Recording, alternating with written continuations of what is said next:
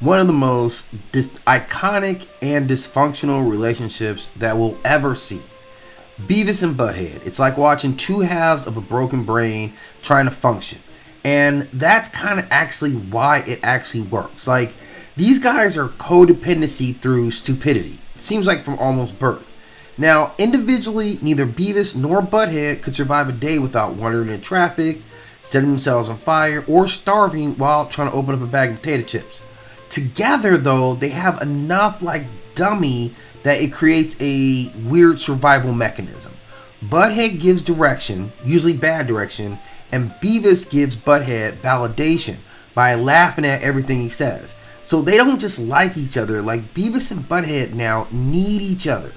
And they have, clearly you can see the power dynamic between these two, right?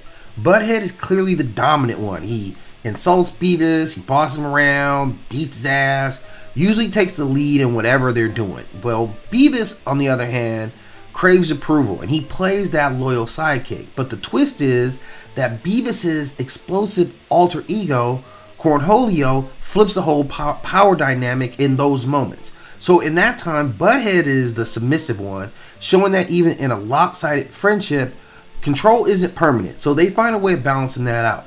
Now, both of these guys have this common shared delusion about who they are. They both think they're cooler, smarter, tougher by far than what they actually are. And this mutual delusion is the glue to their relationship.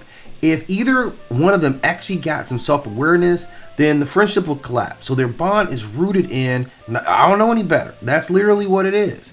And psychologically, this is like absolutely a stunted, perpetual adolescence in American culture. They're inseparable because they each mirror the other's arrested development. It's an endless cycle of jokes, fast thrills, and a failure to grow up. They don't evolve because their friendship doesn't require it to evolve. It actually rewards the stagnation at the end. They don't have a problem. You can see Beavis and Butt-Head in the future sitting on the couch doing exactly the same thing.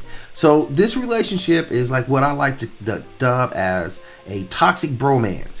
And it's turned into a real survival pact. It's fueled by low self-esteem, their shared delusions, and enough balance between their dominance and chaos just to keep everything intact. Like, they're dysfunctional alone, and together they're a perfectly synchronized disaster.